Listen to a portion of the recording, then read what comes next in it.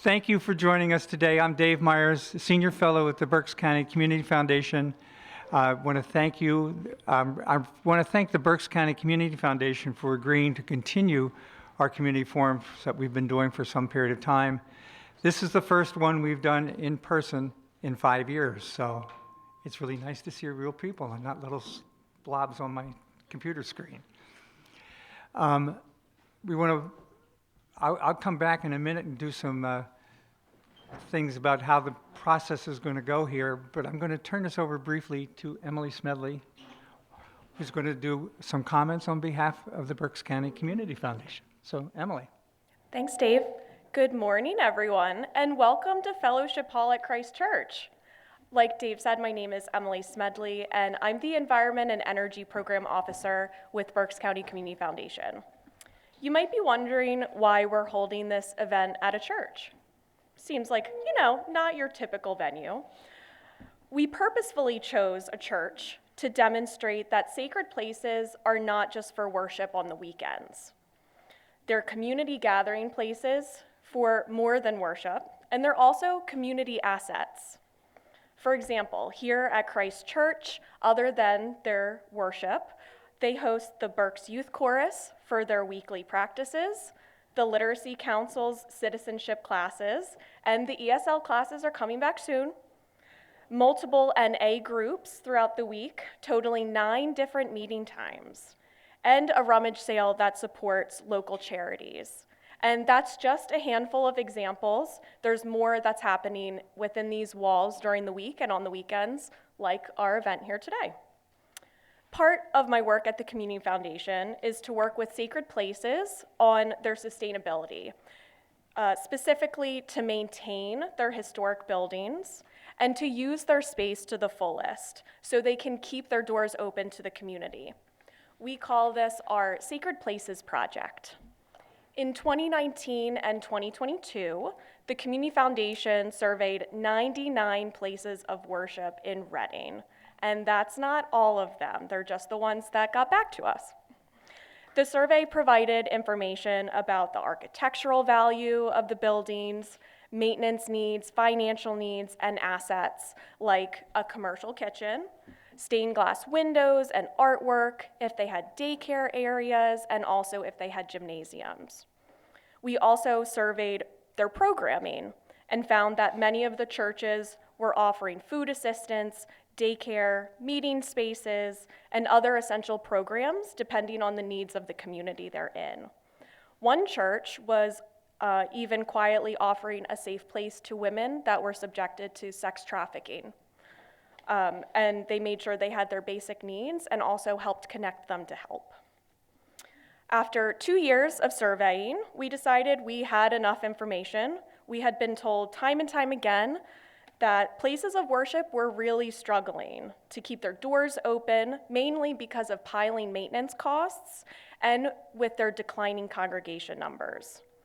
But with a little bit of training, these congregations had a really good shot of beating those odds. So we contracted with Partners for Sacred Places, they're a national nonprofit based in Philadelphia, to host their New Dollars, New Partners program, which allowed 5 churches within the county to learn about fundraising, building maintenance, and sharing their space. So that with those 3 focus areas, our hope was that they could keep their places of worship open to the community, to keep serving the community, and also to continue to nurture the community. So my request, it's small, I promise, is that next time you have an event or you're gonna start a new program and you need space, considering contact one of your local churches. I guarantee they have something they can offer to you and they would be thrilled to open their doors to you. If you wanna learn a little bit more about our Sacred Places project, you can find me after the meeting today, or you can go on our website, or you can call me at the office. I'm pretty easy to find. Thank you, Emily. Okay, we're going to be learning about a very, I think, ultimately potentially important topic here today called the CRIZ. What we're going to ask you to do, I'm going to go through some very basic ground rules. I'm going to introduce a couple of our other presenters here today. You have a little bit of information about the CRIZ on your table. If you have questions or comments, we will get to those at the end of the formal presentations. We ask you to submit those, and I'll pull them up. I have a list of my own questions, but we'll have the opportunity for you to share questions. Molly and Erica, or just Molly, right? Because Erica can't move. We'll be collecting the questions.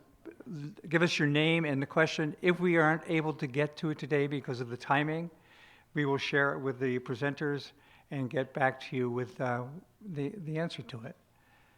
So with that, we're going to learn today about the CRIZ, which has the potential to have a fairly significant impact here in the city of Reading. And it's my privilege to start off this by welcoming the mayor of Reading, Eddie Moran. Elected in 2019, Mayor Moran began serving his first term on January 6th, 2020. He's currently serving his second term as Reading's 84th mayor. That's a lot. Reading is Pennsylvania's fourth largest city and has a population over 95,000 people. It has a minority Latino population, which makes it somewhat unique. And Eddie Moran is the first Latino to be elected mayor in Reading and the first to serve as a mayor of one of Pennsylvania's large cities. He's focused his administration on building a better Reading. When he was first elected, Reading was in financially distress under the state law, operating under Pennsylvania Act 47.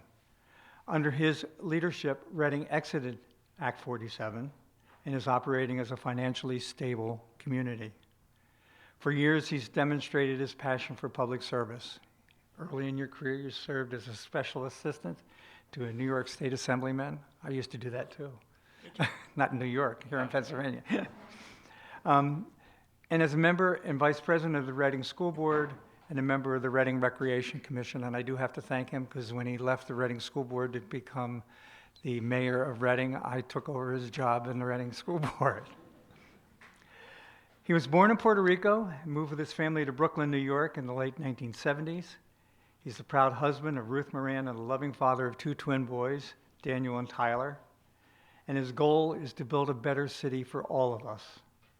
It began with his desire to provide his beautiful family with a safe place to live, learn, and play. His focus now is to bring that experience to every resident in and every visitor to Reading. And most recently, he successfully led Reading into this CRIZ approval, one of 5 cities in Pennsylvania to achieve that. So with that, Mayor Moran, to you. Thank you. Thank you. Wow, thank you so much, Mr. Mayor, for that wonderful and very detailed introduction. I am very honored and pleased to be here today. Good morning once again. Buenos días a todos. We are going to finish the rest of the presentation in my native language, Spanish, so I hope you guys are well versed. And that's not true. That's not true. It's truly a privilege to be here today with you all, and I want to thank you for being here and for your dedication to the future of Reading. Our city is on the move. There's no doubt about that.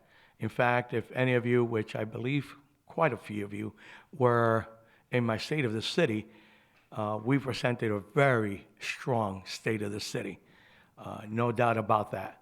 I don't second guess that, and I am happy to have been part of that. And I say I have been happy to be a part because obviously, although as I like to take as much credit as I should, it's all because I have surrounded myself by a great team that I'm willing to listen to on the bigger picture issues. And as a consequence, we have done some wonderful things here in the city. And one of those and most powerful tools driving city to progress in the coming years is the City Revitalization and Improvement Zone, otherwise known as CRIZ, which you're going to hear quite a bit today. The CRIZ program is a catalyst for transformation. By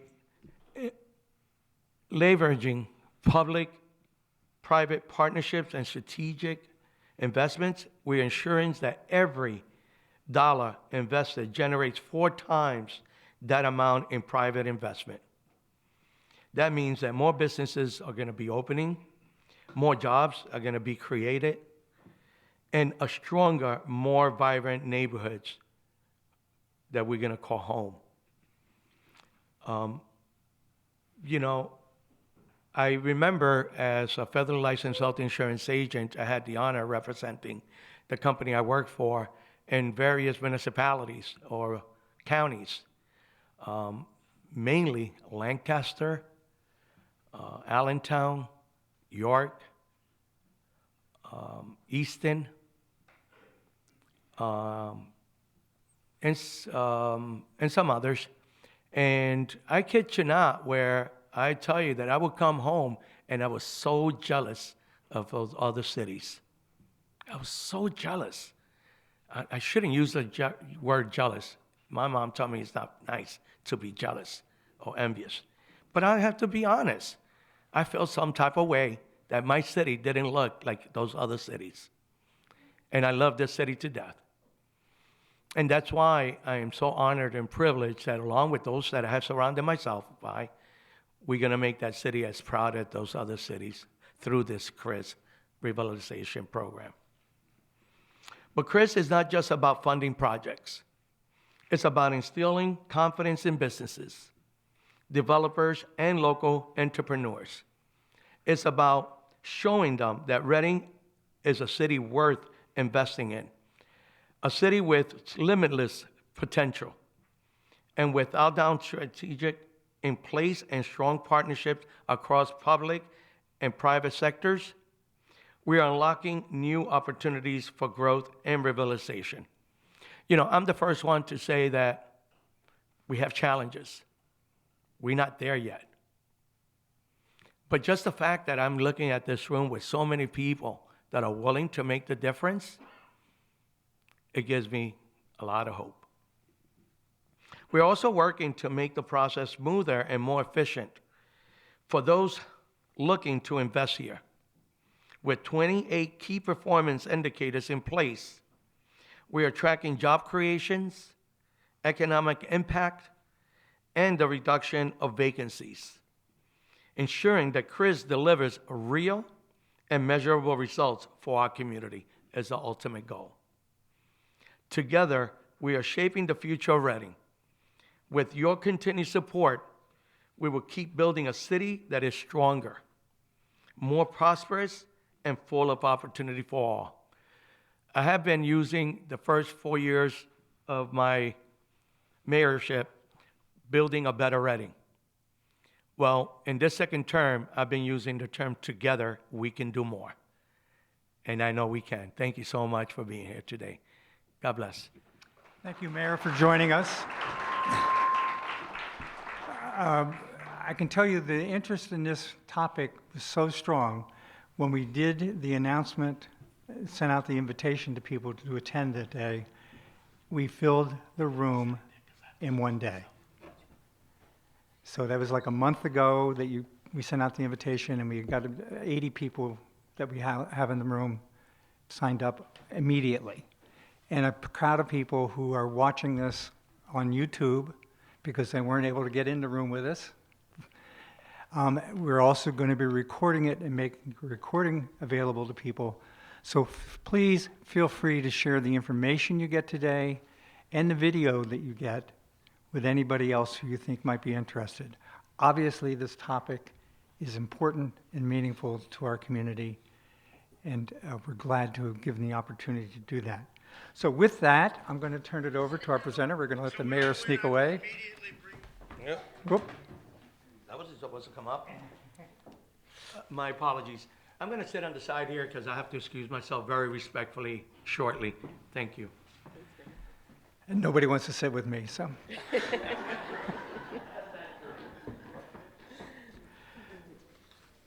So it's my privilege to introduce our speaker today, presenter today.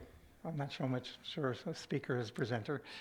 I want to remind you that if you have questions or comments, please put them in writing. get them to Molly, and we will go through those at the end. I have a list of my own. I know there's several other people who've written questions as well, so we'll try to get through all those. But with that, I'm going to introduce Sarah Hailstone. Sarah is the president of Hailstone Economic, a community and economic development consulting firm that provides strategic insight, leadership, and planning to create thriving communities that accomplish the goals of their residents. For over 25 years, she has led and supported community revitalization efforts at the state, county, and municipal levels. One of those roles included serving as the Director of Community and Economic Development for the City of Allentown. Allentown, you may know, received the precursor of the CRIZ program, the NIZ program, which has made a major dramatic change in the city of Allentown. And Sarah was heavily involved in that. She was the first director of the Allentown Neighborhood Improvement Zone Development Authority. As director, she led a $234 million bond deal to construct the PP&L Center, an 8,500-seat capacity indoor sports arena in Allentown that hosts basketball games, hockey games, and concerts. It also includes 2 parking garages, a hotel, and office space. Throughout her 6.5-year tenure with Allentown, $500 million worth of development took place in that city. And an additional $500 million were planned at the time of her departure. That was her farewell gift. Yes. She has served as a director or board member of 8 Pennsylvania municipal authorities, and she is here with us today as the interim director of the Reading CRIZ Authority. Her firm was hired to draft the CRIZ application and manage the initial startup operations and reporting requirements.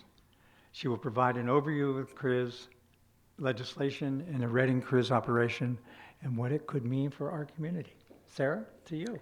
Thank you. Thank you, Dave.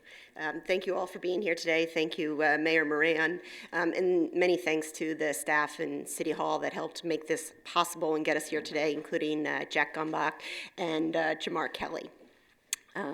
So I'm here to give you the Reading CRIZ overview.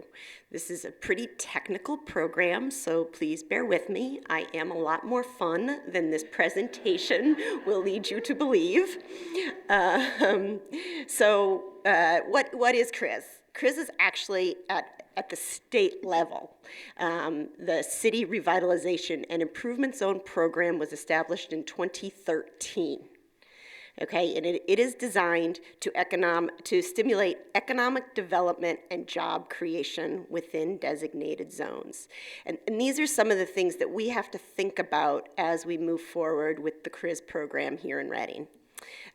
These zones will capture, and I'm going to show you a map of the zones, but they will capture and reinvest state and local taxes that are generated within them and redirect them to economic development projects. The purpose of the program is to revitalize urban areas by encouraging private investment, business growth, and community redevelopment. CRIZ zones can encompass up to 130 acres. And that 130 acres is selected based on their potential to generate economic improvements. Taxes captured within these zones are utilized to pay for the debt service on new construction, renovation of existing buildings, and infrastructure improvements. Those are some very key words because those are words that are in the legislation. So we don't have anything to change there. That being said, so there are, as Dave mentioned, there are 5 CRIZ designations in the state. The city of Bethlehem, Lancaster, and Tamaqua received them in 2013. And in 2024, on December 28th of 2024, the city of Reading and Erie. So that being said, we have only been designated less than 2 months. So we're really just getting up. And so this is relatively preliminary presentation, but I'm happy to kind of give you the basis for it, as I said, the legislation and what we can do. So what does the CRIZ money bring into a community? The CRIZ is not a grant. So that's important to know. CRIZ funding is qualified taxed dollars. That's technical term within the legislation that properties produce when they open businesses new to Pennsylvania in a CRIZ property or expand existing Pennsylvania businesses. So it has to come in new from outside Pennsylvania or be a brand new business, or it has to be growth on what is already existing here in Pennsylvania.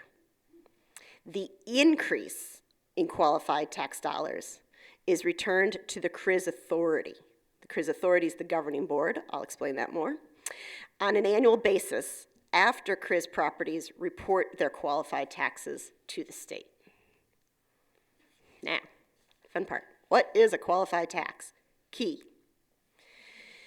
So, businesses, property owners, and construction contractors located in the CRIZ are required by law to file annual reports on the amount of qualified taxes generated by their businesses during the previous tax year.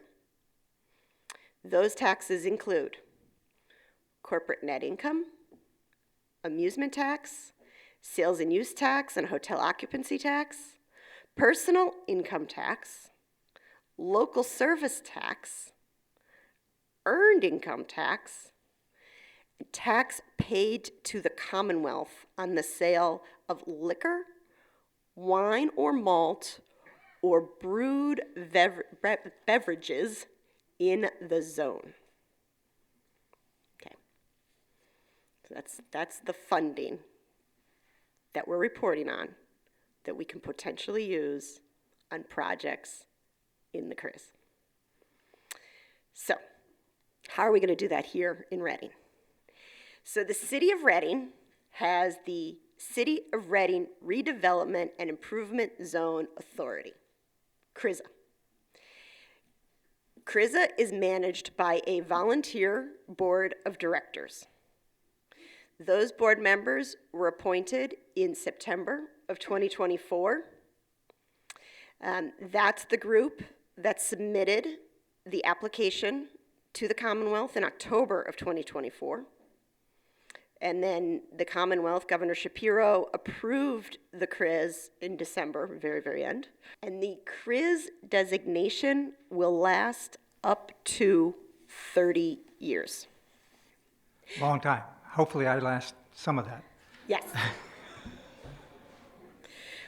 Well, the good news is we've got some time. So these are the CRIZ board members.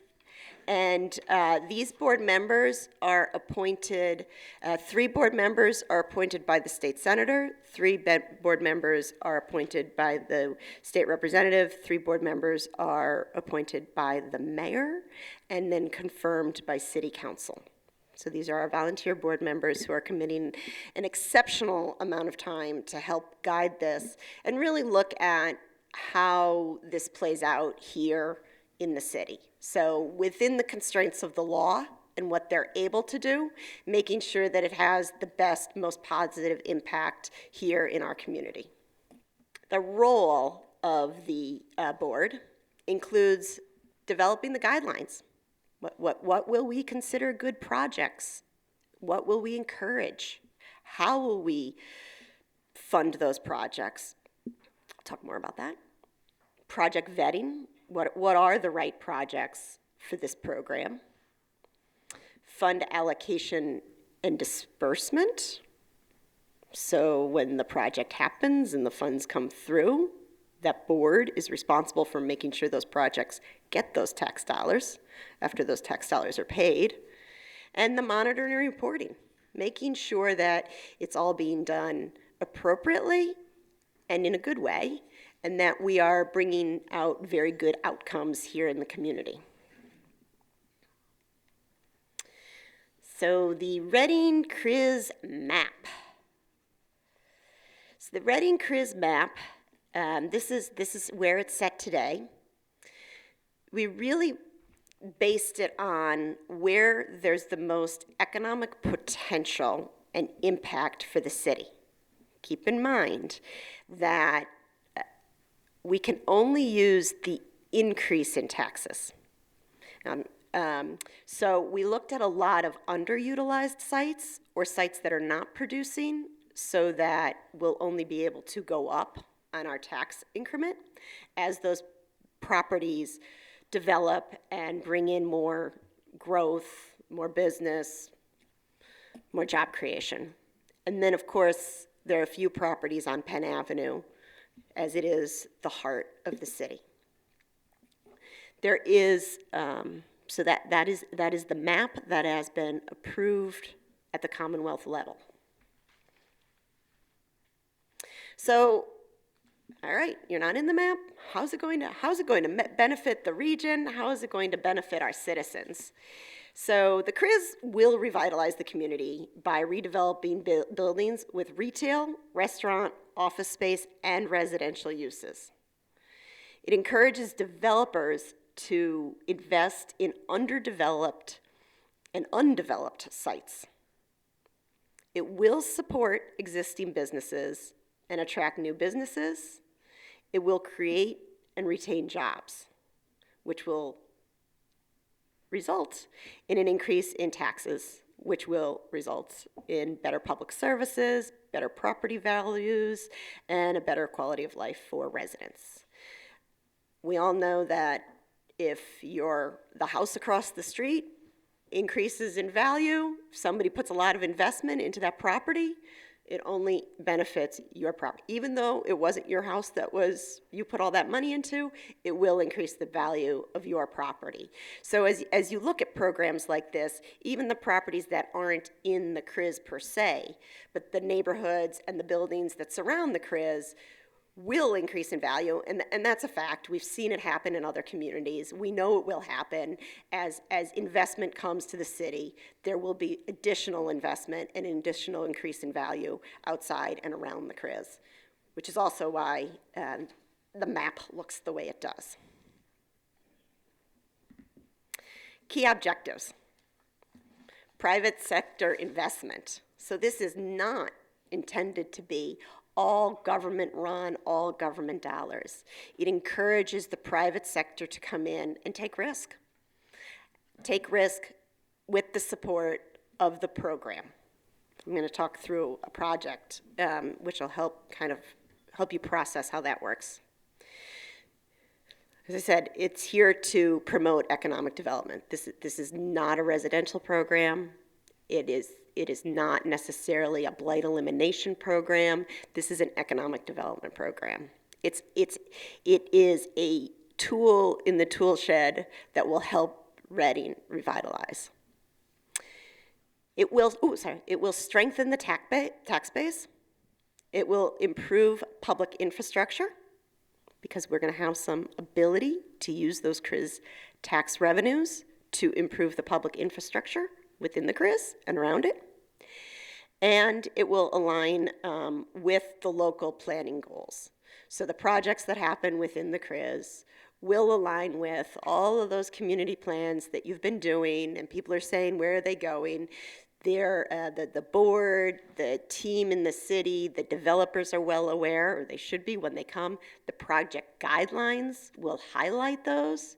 So all those community plans that the community keeps giving input to and saying, this is what we want to see, will be referenced back in the guidelines, so that as projects come and get approved, they will be in line with those local goals.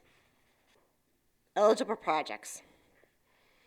So commercial, industrial, or mixed-use development.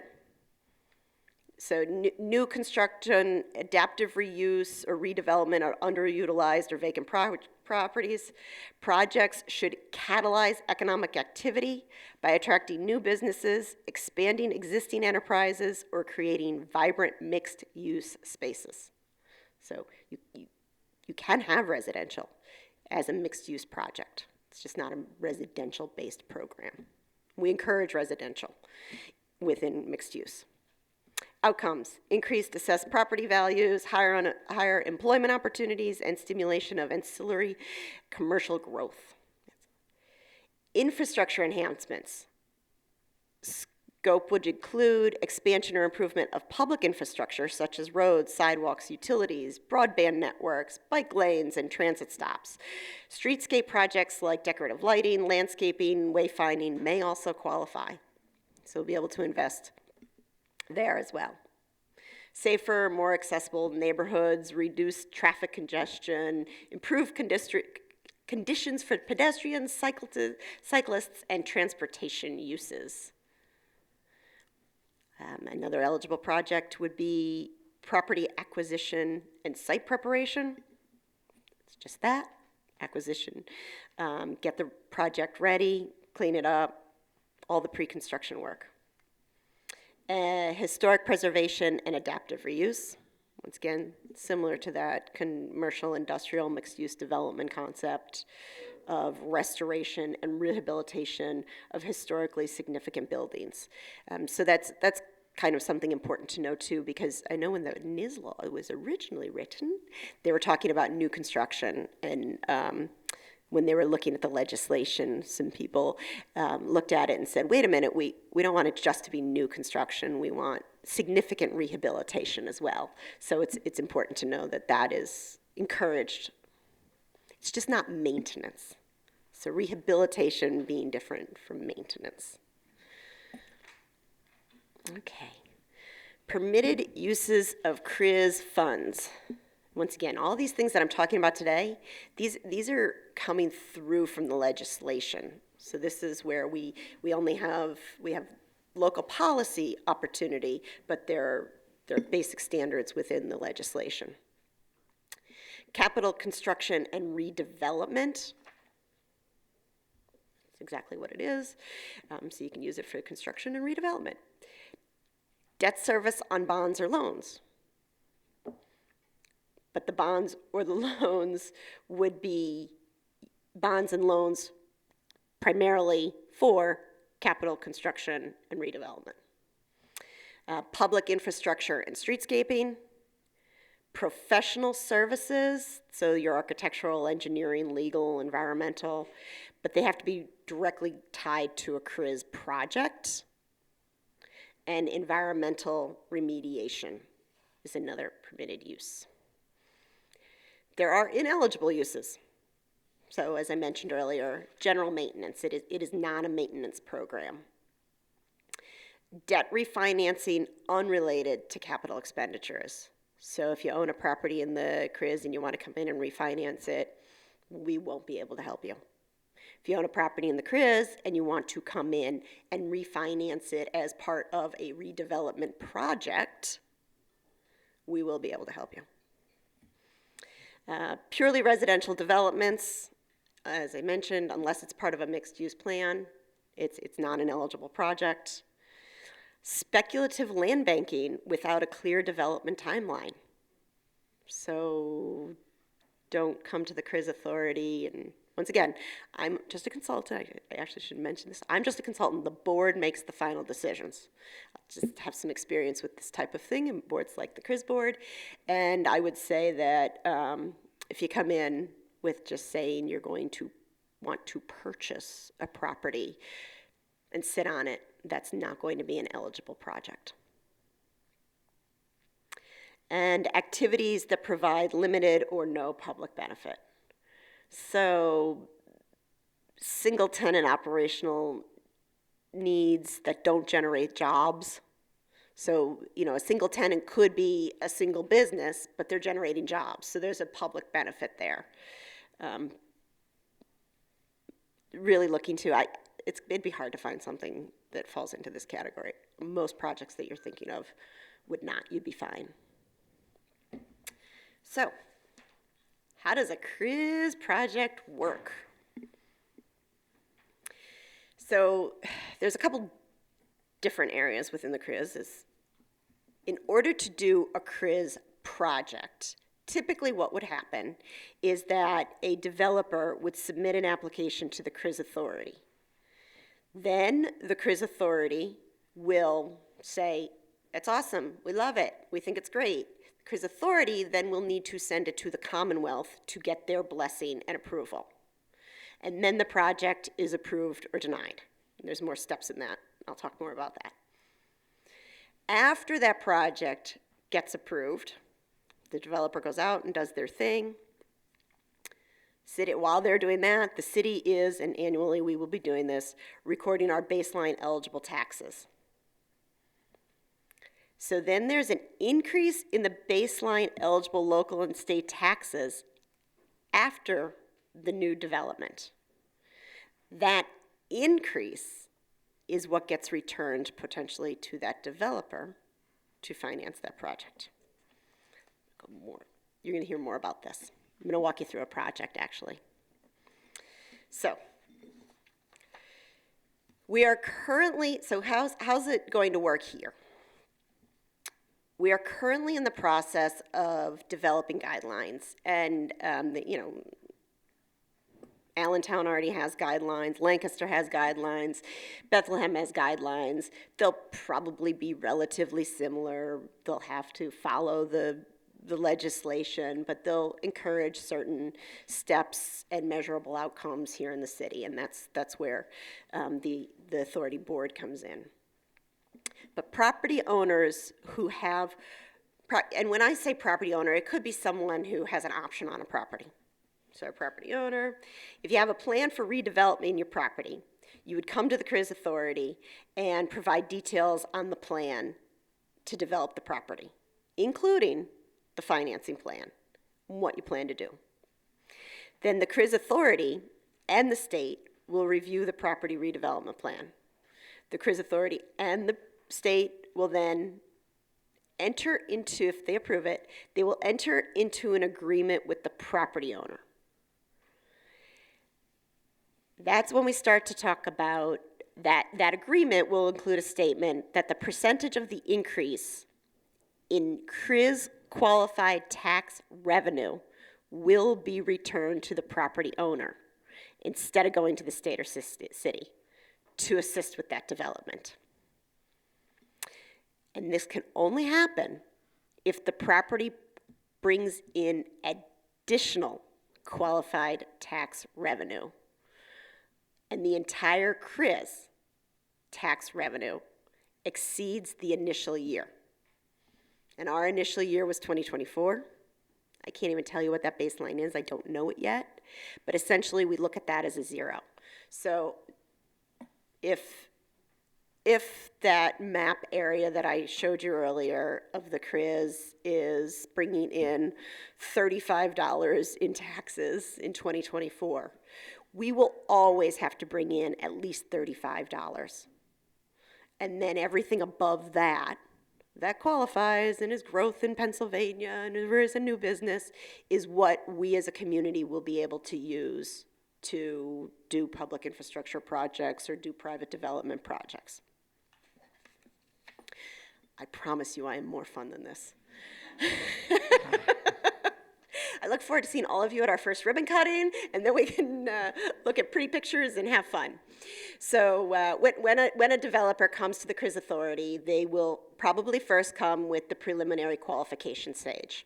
And we talk about that because a lot of people, this is complicated.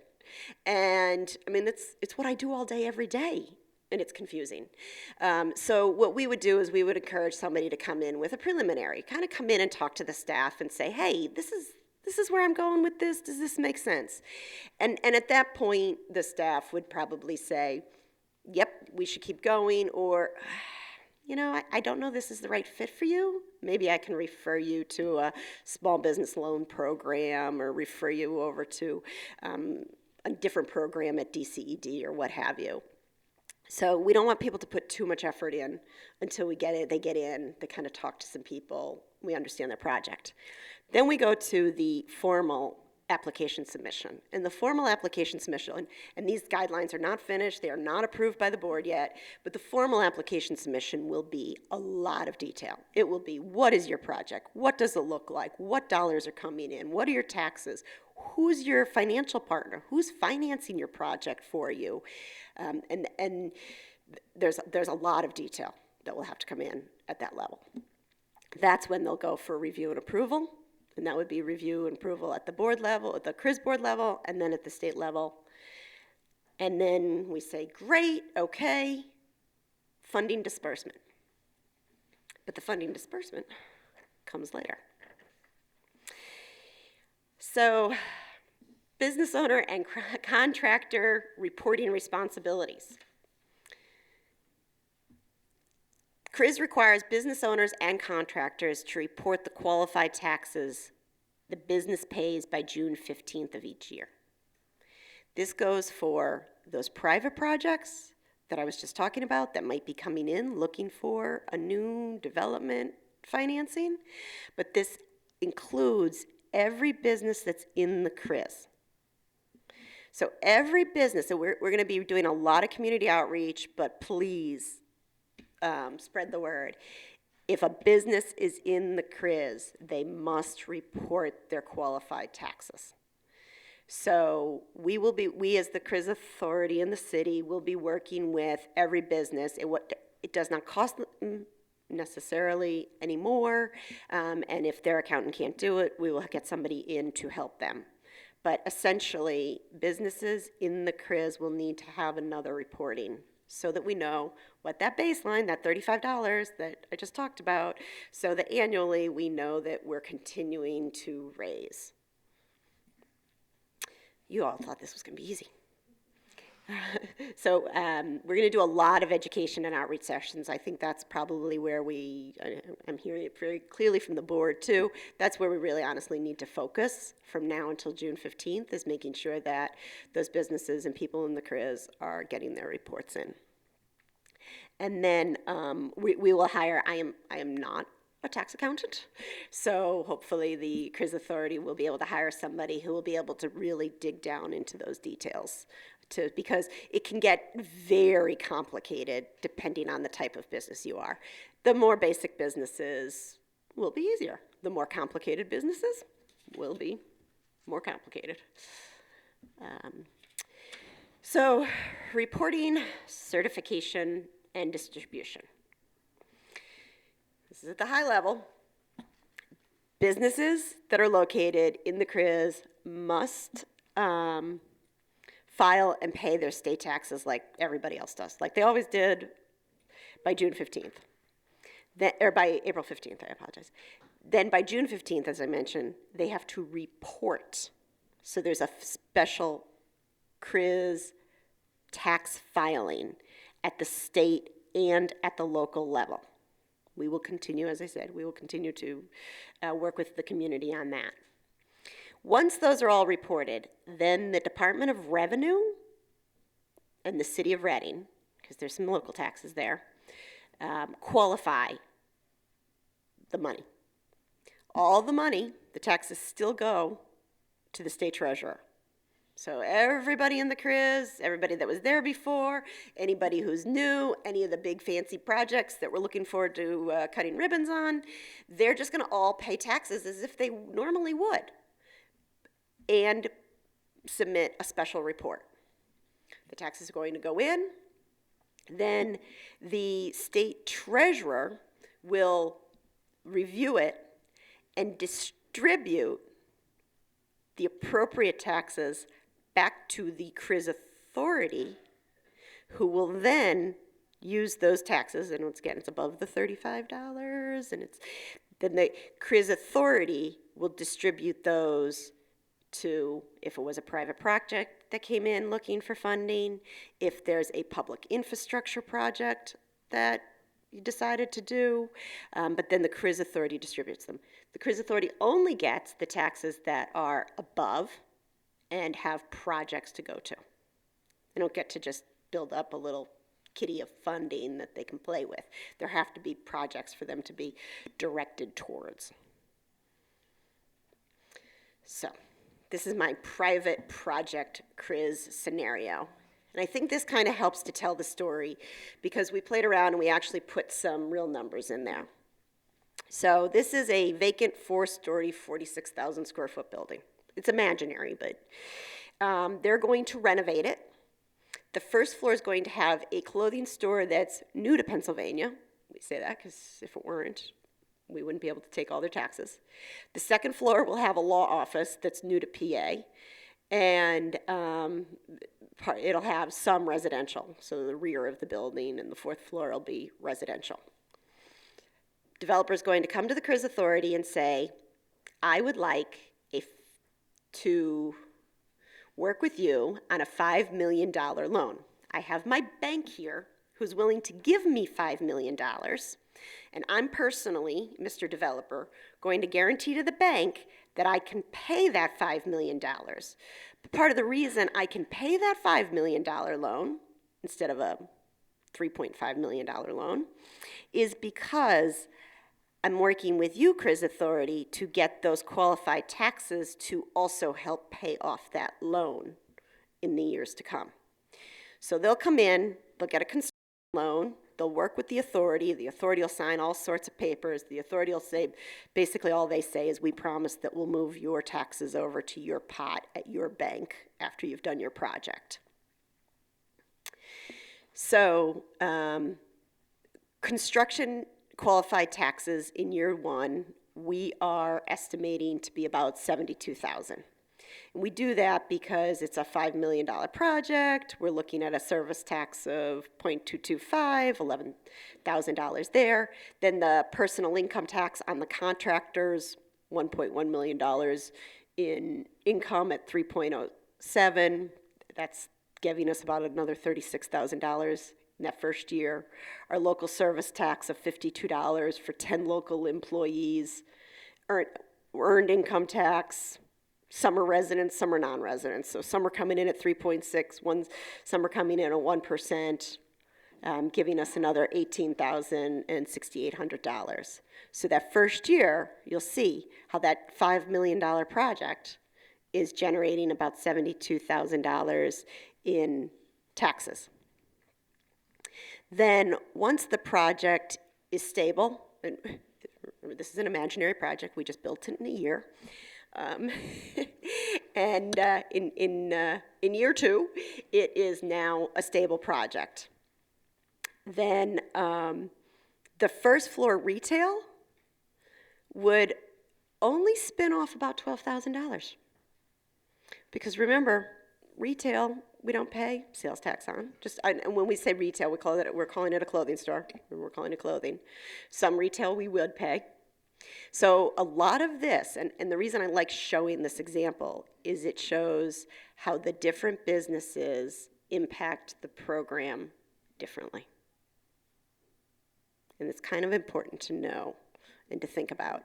So the clothing store is going to spin off about $12,000 because it's just going to spin off a little bit from the employees, really.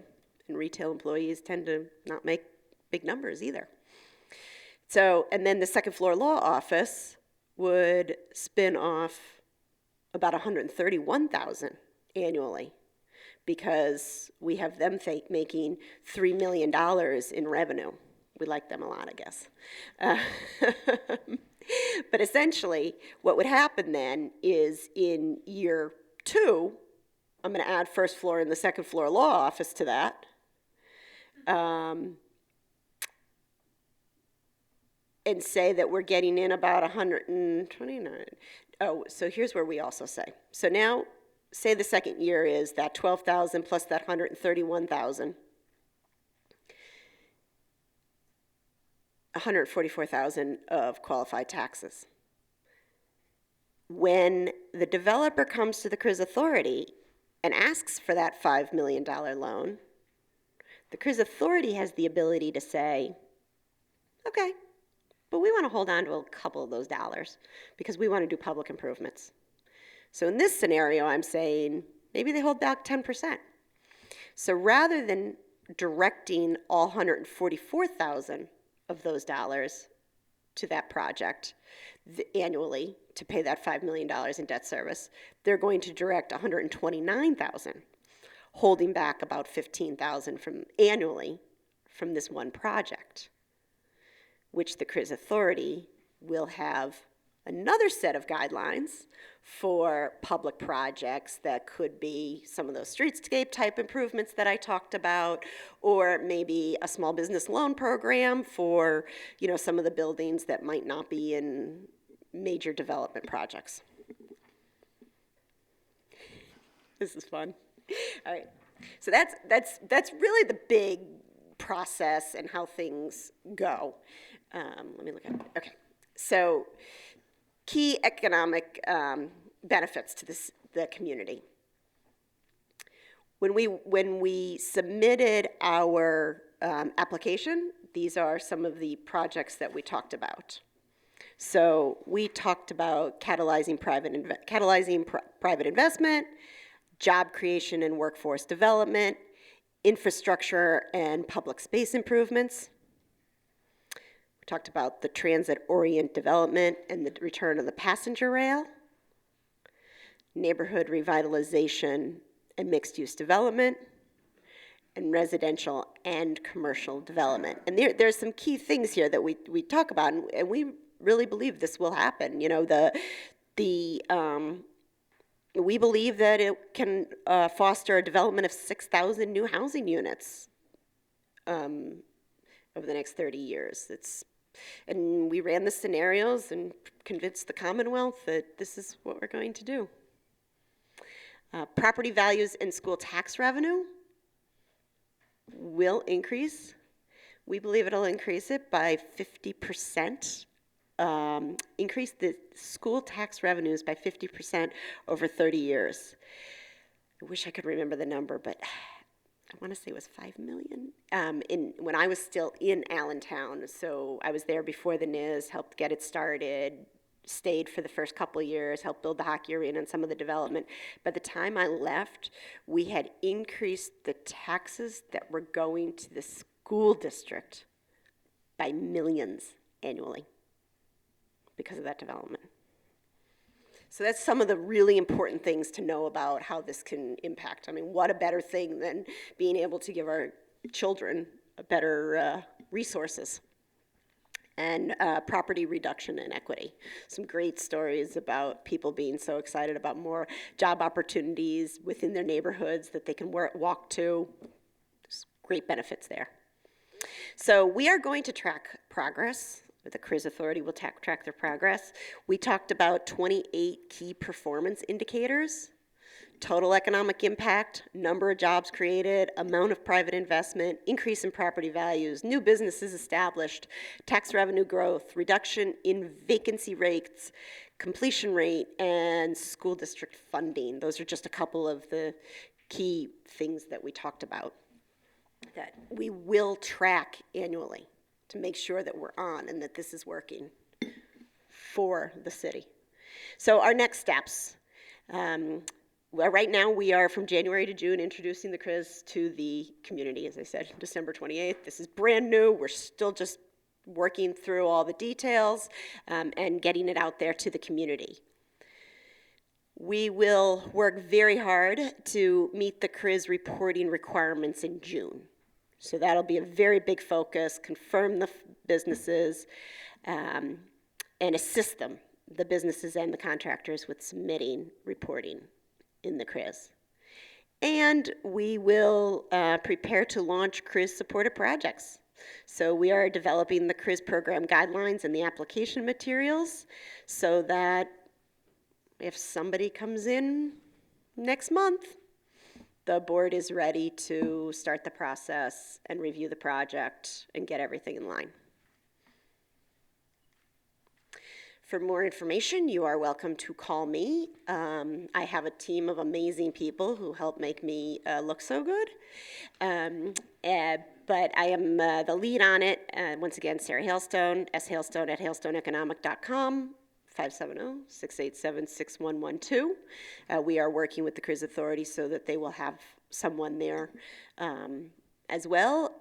But in the short term, I am happy to answer questions and work with people. Sarah, thank you. Lot to absorb. One of the only advantages I have, I wasn't able to see the slideshow, but I have been watching it snow. So that's just to warn everybody.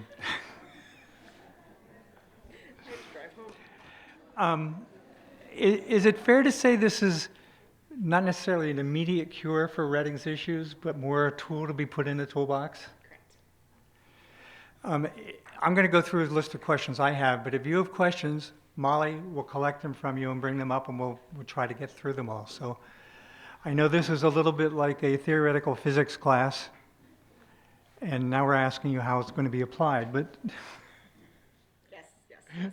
Yeah, but it's still early on in the process, but we're going to be living with this for 30 years. we are going to be living with this for 30 years. And as I mentioned, Dave, I was asked to present after this was organized. And the one thing I did say is, you know, if it were a room full of residents, I would have presented a slightly different.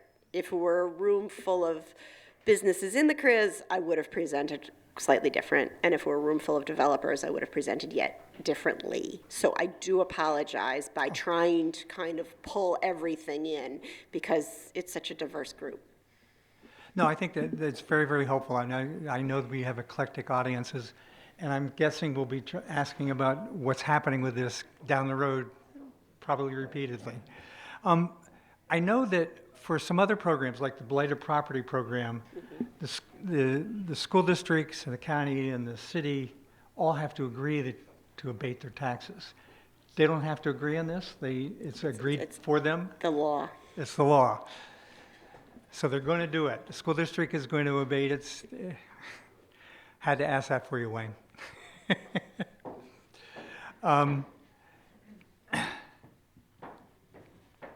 And I know we have a couple members, at least I think 3 members of the CRIZ here, but I'm not going to call them out yet. And Dave, just to stress your point, though, we're not abating taxes. Right.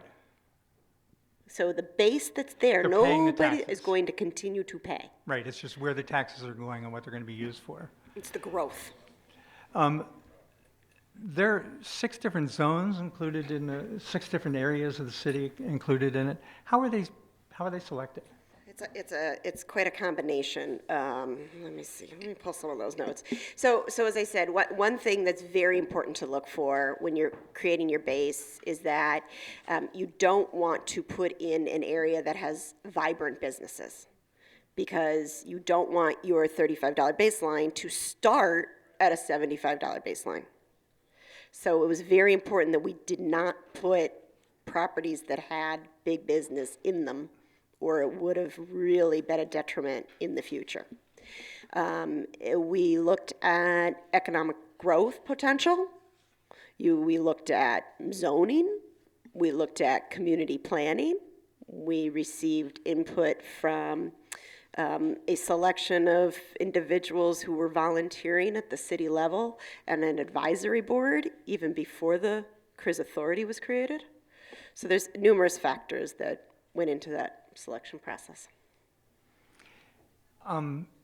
Is it possible to add properties to the CRIZ zone over time? You may not exceed 130 acres. You may change the areas, but if you take, and we went as close to the 130 acres as we could, so we're at about 129 point. What you can do is you probably notice that there's some public park space in there. So you could decertify some of that public park space and put another property in. You cannot take a piece of land out that has received CRIZ benefits. So once an area starts to receive CRIZ benefits, it cannot be removed from the CRIZ. I noticed in the map, you also identified areas that are in what it's called the Keystone Innovation Zone, but they're not included in the CRIZ. They're not, talk about that a little bit, if you could. So that's for a specific reason, because the legislation did not allow us to, you cannot be a Keystone Innovation Zone and in a CRIZ zone. And because until we received this determination, we did not know if we were getting it. A decision was made with support from DCED at the state level that rather than decertify those KIZ properties before we knew we would get the CRIZ determination, we would leave them in. We would have some other land, like a city park, that we could swap. So now one of the next steps will be to look at, we really need to focus on everybody reporting by June, but yes, we can reevaluate the map, and that is at the board, the CRIZ Authority level. 2 of the properties that are identified here are abandoned industrial sites and have been talked about for a long period of time, the Dana property and the Glidden property. Is anything happening with those properties that, or do we think the CRIZ is going to be the magic to turn those around? We hope the CRIZ is magic. But no momentum on those that anybody knows of right now? Nothing that I'm aware of. Okay. You mentioned Bethlehem and Lancaster as two of the communities that were approved in the program over a decade ago, and I guess I have about 20 more years to go with this program.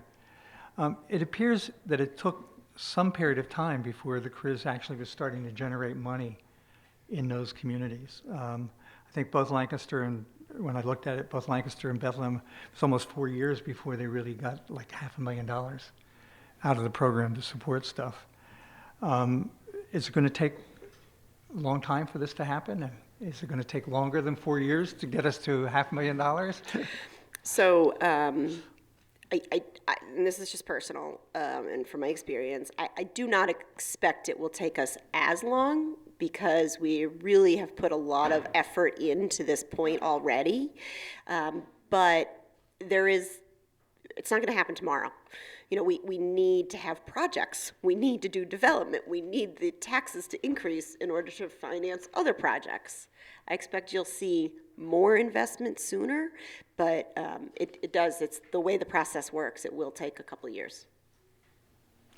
That said, I think the significance of looking at Lancaster and Bethlehem is that now they're getting, each of them are getting over $1 million, and I think the last I saw, Lancaster got almost $11 million in 1 year, had like 150 new businesses. So it has the potential to have some significant impact. There was a lot happening in Lancaster before it got to CRIZ, so I think they had some momentum. Should we be hopeful Yes. for that kind of money?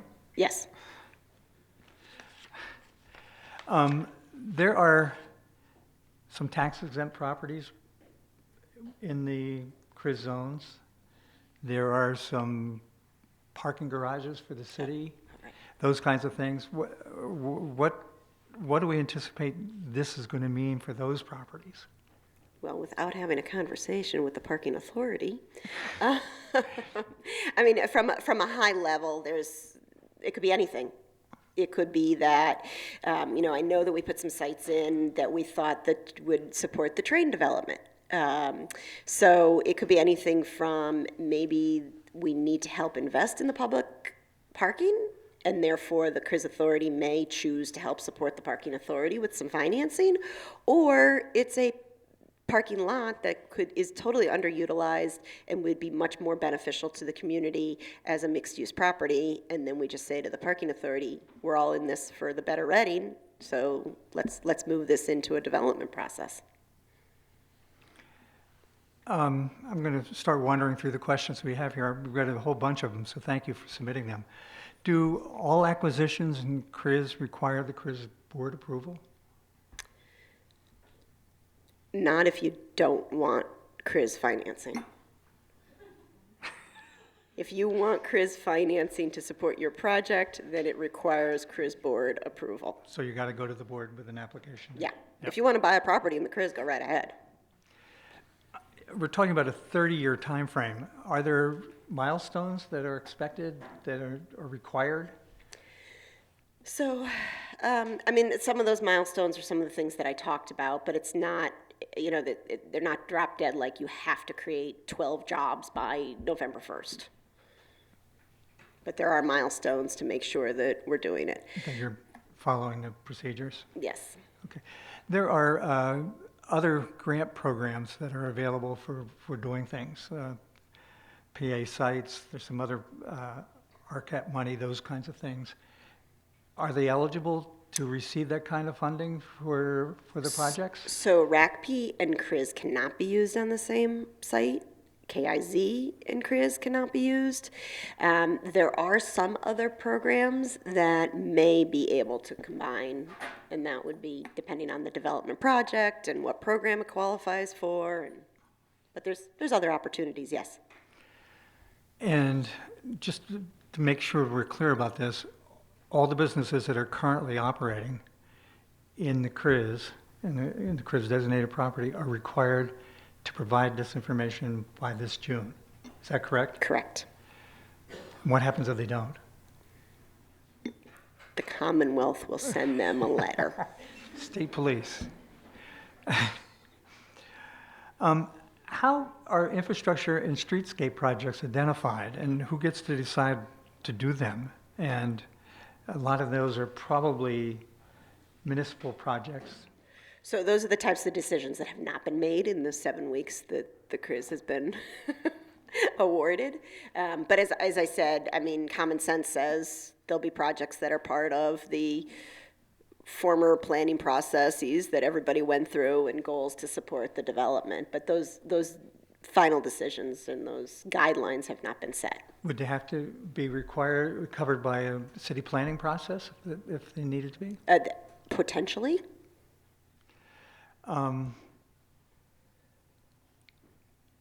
So the city could receive funding, but the city's not making the decision. The CRIZ Authority is making the decision. Correct. In theory. So yes, so I think what you're getting at, could Public Works go to the CRIZ Authority and say, hey, we would really, really, really like to do streetscapes and better sidewalks on this block, and it's been on our plan for X number of years, but our financing keeps going to all the potholes. CRIZ Authority, would you ever give us some of that 10, 20, 15% that you have extra coming in to improve these projects? And what I've seen happen is oftentimes the developers and the community are saying, yes, please do that, because it makes it better for them too. Yeah, I know that one of the challenges with the group that I was working with in the south of Penn area was safe sidewalks, ability to move through the region, through the area. Would that be sort of things that could be addressed by this? Mm-hmm. Parks and open space, green space? Mm-hmm. Yes. But do they need to spur economic growth, or is it just? They would be part of your public infrastructure projects. Okay. What defines a new to Pennsylvania store? Is a new Wawa branch coming into Reading count? That's where we call the tax accountant. If it's brand new, it's growth. It's a new LLC. It's a new this. It's a new that. But if they're moving a license from someplace else, and they divide out their corporate taxes based on what comes in. That's where we have to get into real nuances. And if a developer is looking at a project and potential clients, first of all, they should have their own attorney looking at this legislation, because if they're taking out that $5 million loan, they're going to want to make sure that they are covered. But those are the types of things that we'd be happy to sit down and really look at the details with them. One of the challenges that we've identified in the other project that I was involved with is a concern about gentrification and people being forced out of the community. Is there some provision to protect that, or is that a challenge? None of those types of details have been reviewed yet. Lancaster had a lot of momentum going for it before it got into the CRIZ. I mean, Sure. That was one of the, Reading actually applied for the CRIZ back in 2013 as well. And they picked Lancaster and Bethlehem, frankly, because there was momentum in both of those communities. I think there's a concern that Reading doesn't have quite the same momentum that Lancaster had for sure, and perhaps Bethlehem had back then. So how do we make sure CRIZ works here? So, well, the good news is somebody saw something at the Commonwealth level that said, hey, Reading, we think you've got it together this time. So I think you have more momentum than you realize you have. You have some strong team in place. It's really going to be identifying those projects and, quite honestly, finding some of those private developers to come in with strong projects. I know you had experience in Allentown and some other experience up in the Bethlehem area. What lessons can we take from them? What can we learn from what they did, how they did it? Allentown obviously was a very different sort of statutory protection, but still it was significant. So for everyone else's benefit, the big difference in Allentown is that the NIZ allowed us to use all the taxes. So we got to use the $35 from day one. Once we figured out how to work the program. The detriment we had is we were the first ones, and we spent a lot of time figuring out what it meant and what that legislation meant. So that we had a more powerful tool. We had more money. But I will say, having been the Community and Economic Development Director in Allentown and having worked here in Reading for many years, I feel like Reading's a few steps ahead of where Allentown was when we figured out how to work the NIS. There's more organization, there's more development in your downtown, there's more key stakeholders. So for what you don't have, you have some other major benefits. One of the challenges that I think we've historically faced here in Reading is attracting outside developers to come develop the properties. We've gotten a number of cases where they've come in and then walk away from the project. We've got a number of absentee property owners. How do we deal with that issue? Any advice on that? Any counsel on that? So on something like that, I think coordinated communication at the economic development level in the city is critical. And by that I mean whether it be, your chambers, your governor's action team, your nonprofit, your small business development center, everybody has to be on the same page, and each individual agency needs to take their own appropriate responsibility in that network. So that when those developers come in, there's clear communication on what the city's vision is, what the city plans to see, and who all the players are that can help them bring their project to fruition. We know that there may be people, particularly working for the school district, who are not necessarily working for the school district, live in the school district, live in Reading, but work in a different school district. They work in Muhlenberg Township. Is there a way to make sure that their income taxes show up here in Reading? Have them work in the CRIZ? You have to hire them, Wayne. But if the employer is technically located outside of the city, is there an ability to capture that income? If their employer is outside the city, unless they live in the CRIZ, there's a small piece you could pick up. Yeah, okay. Do we have any other questions or comments? Does anybody feel, go ahead. Hi, I do have a question.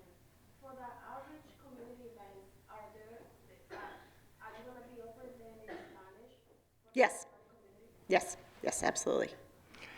You had mentioned the relationship between this and transit-oriented development, and there's a group obviously very aggressively working on bringing trains back.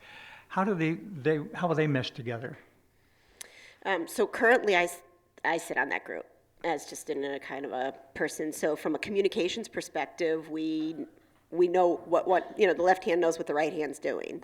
And how they will mesh together is as once again, aren't we all working towards the same thing?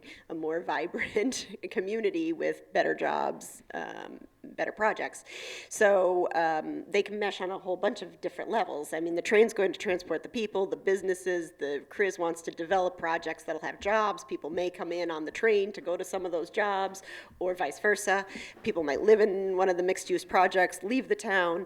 The train may need some development around it as it comes. I always say, you guys know, the first thing people see if they're coming on the train, when they step off the train into your community, what does it look like? What does it feel like? How welcoming is it? And the CRIZ can help with And the that. CRIZ can help with that. Any other questions from our audience? Wayne, go ahead. So I guess as a follow-up to the last two questions, it's indicated that individuals have to reside in the CRIZ in order, if they reside in the CRIZ, you can get all of their earned income or other taxes. But if their employer is located within the CRIZ and they reside outside of the city, how are we ensured that the earned income tax that are generated by that business, which are paid to another municipality, are then submitted back to the CRIZ for its uses? And also for the individuals that live here but commute to Philadelphia on the train when it's here, how are we assured that Philadelphia will any type of earnings that they generate, would shared back. So, Wayne, I'd have to honestly, because they updated the CRIZ legislation, I would have to re-review that, because I was in a lawsuit in the NIS for exactly that reason, because the outside communities did not want to send those taxes back in. So I'm happy to review the legislation with our attorney and get back to you on that. Okay. Any other questions? Do any of our three CRIZ board members that I know are here want to say anything? You don't have to, no obligation. You can continue to hide. Okay. They're offering to give the next presentation. We're going to bring them back in 3 weeks and make them talk. No, I want to thank everybody for signing up for this, for joining us here today. As I said, we will send the video out. We're going to post it. We're going to give it to our friends at BCTV. It's available on YouTube. It is early on. I think it's important to think about this as being a tool, not a cure for Reading. And we will see how it plays out. But I think there's a lot of interest in helping and seeing how we can all help to make Reading a more vibrant and healthy place. So, Sarah, thank you. I want to thank the mayor, his team, for joining us today. And I want to thank all of you for being here. And it has apparently stopped snowing. Good.